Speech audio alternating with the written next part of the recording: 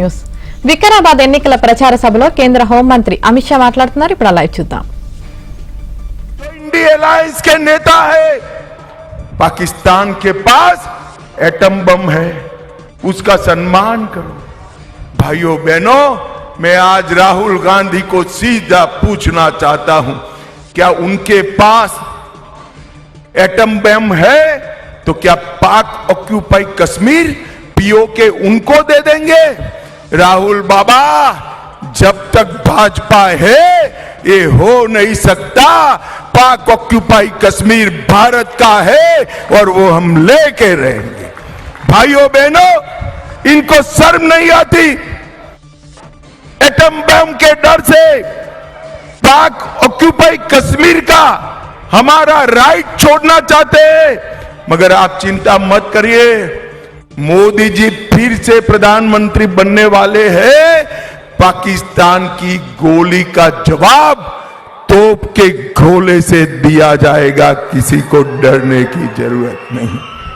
और भाइयों बहनों, मैं आपको बताना चाहता हूं, आज पूछने आया हूं, तेलंगाना वालों मुझे बताओ, ये कश्मीर जो है हमारा है या नहीं है?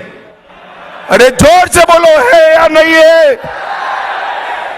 ये कह रहे हैं, राहुल बाबा कह रहे हैं, खड़गे जी कह रहे हैं, तेलंगाना वाले और कश्मीर का क्या लेन देन है? अरे खड़गे साहब, आप 80 पार कर गए, तेलंगाना वालों को जान नहीं पाए. ये हमारे तेलंगाना के युवा कश्मीर के लिए अपनी जान दे सकते हैं, जान दे सकते हैं.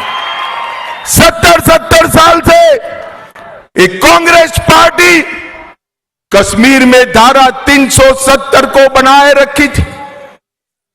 एक अनौरत संतान की तरह अपनी गोदी में बैठा है. मोदी जी को आपने दूसरी बार प्रधानमंत्री बनाया.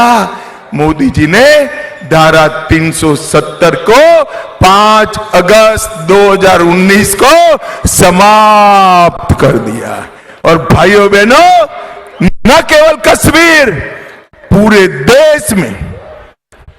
देश में आतंकवाद और नक्सलवाद को समाप्त करने का काम हमारे प्रिय प्रधानमंत्री नरेंद्र मोदी जी ने किया है.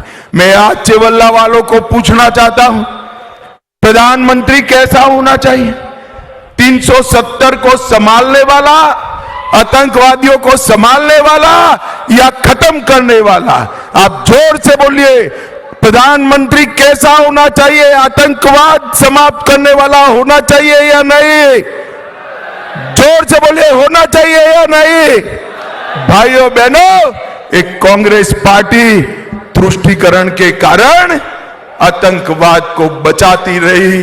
नरेंद्र मोदी जी ने आतंकवाद को मूल समेत समाप्त करने का काम हमारे नेता नरेंद्र मोदी ने किया. चेवल्ला वालों, मुझे सच बताना, मन से बताना, अयोध्या में राम मंदिर बनना चाहिए या नहीं बनना चाहिए? जोर से बोलो, बनना चाहिए या नहीं बनना चाहिए? 70 साल तक ये कांग्रेस पार्टी राम मंदिर के मुद्दे को अटकाती रही, लटकाती रही, भटकाती रही. मोदी जी को आपने दूसरी बार प्रधानमंत्री बनाया. मोदी जी ने एक 5 साल में ही केस भी जीता, भूमि पूजन भी किया और 22 जनवरी को प्राण प्रतिष्ठा कर जय श्री राम. भाइयों बहनों, कांग्रेस पार्टी के नेताओं को, ये खड़गे जी को, राहुल बाबा को, प्रियंका को प्राण प्रतिष्ठा का निमंत्रण भेजा, मगर वो नहीं गए. क्यों नहीं गए चेवल्ला वालों, मालूम है आपको? क्यों नहीं गए? नहीं है ना मालूम? मैं बताता हूं.